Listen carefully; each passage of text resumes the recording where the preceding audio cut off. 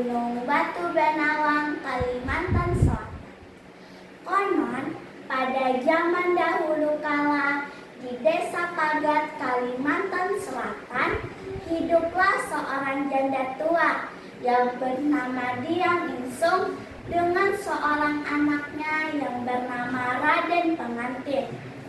Kehidupan mereka berdua diliputi dengan rasa kasih sayang, karena anggota keluarga tersebut hanya terdiri dari 2 orang, sehingga tidak ada anggota keluarga lain tempat membagi kecintaannya. Kehidupan mereka sangat sederhana. Mereka hanya hidup dari alam sekitarnya. Tanaman hanya terbatas pada halaman rumah. Demikian pula perburuannya terbatas pada binatang-binatang yang ada di sekitar desa mereka. Karena itulah, pada suatu hari, Raden Pengantin berminat untuk pergi merantau, mencari pengalaman dan kehidupan baru di negeri orang. Demikian keras kehendak Raden Pengantin, sehingga walaupun ia dihalang-halangi dan dilarang ibunya untuk pergi, ia tetap pada kemauannya. Akhirnya, si ibu pun setuju dan berkepesan kepada anak satu-satunya yang ia kasihi, agar anaknya membawakan sekedar oleh-oleh apabila anaknya kembali dari perantauan. Maka berangkatlah Raden Pengantin ke sebuah negeri yang jauh dari desanya. Di sana ia memperoleh rezeki yang banyak karena selalu jujur dalam setiap perbuatannya. Raden Pengantin rajin menabung hingga dapat membeli barang-barang yang berharga untuk dibawa kembali kelak. Di perantauan, Raden Pengantin akhirnya menikah dengan seorang putri negeri tersebut. Parasnya sangat cantik dan rupawan. Demikianlah Raden Pengantin akhirnya tinggal di perantauan beberapa tahun lamanya.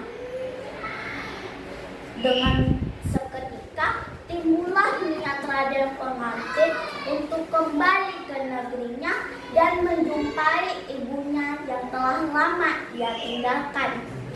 Dibelilah sebuah kapal lalu dipenuhi dengan barang-barang.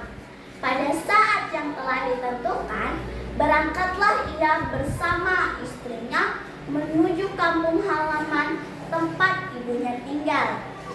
Di perantauan, Raden Pengantin, berita kedatangannya pun terdengar oleh ibunya. Ibunya yang sekarang telah tua dengan sangat tergesa-gesa pergi ke pelabuhan untuk menjemput anaknya yang kecil. Namun ketika sampai di pelabuhan, betapa kecewanya hati Diang Insung. Jangankan mendapat oleh-oleh yang dipesannya dulu, mengakui dirinya sebagai ibu yang telah melahirkannya pun Raden Pengantin tidak mau.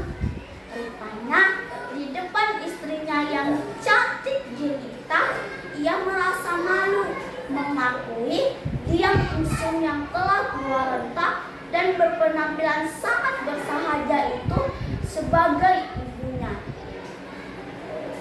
Diang Insung yang hatinya kecewa, tapi dia tetap berusaha menyadarkan anaknya yang durhaka. Sayang, Raden Pengantin tetap membantah dan tetap tidak mau mengakui ibunya itu. Ia malah membelokkan kapalnya ke arah tujuan lain, meninggalkan pelabuhan. Dan Diang Insung yang hatinya kecewa karena perbuatan anaknya yang durhaka,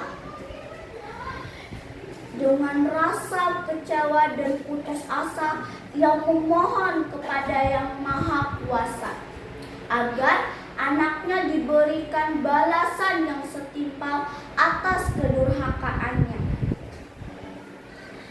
Ya Tuhan, berikanlah hukuman kepada anakku atas kedurhakaannya terhadap diriku. Dengan seketika muncullah badai dan topan menghampas kapal Raden Pengantin sehingga terbelah menjadi dua.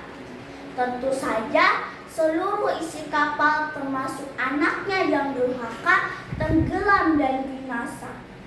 Adapun bekas pecahan-pecahan kapal tersebut berubah menjadi gunung batu yang dinamakan Gunung Batu Banawan. Nah teman-teman, tahu tidak apa kesimpulan dari cerita ini?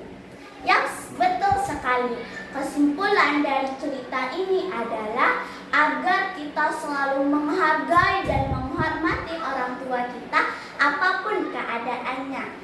Sekian, ini saja dari saya.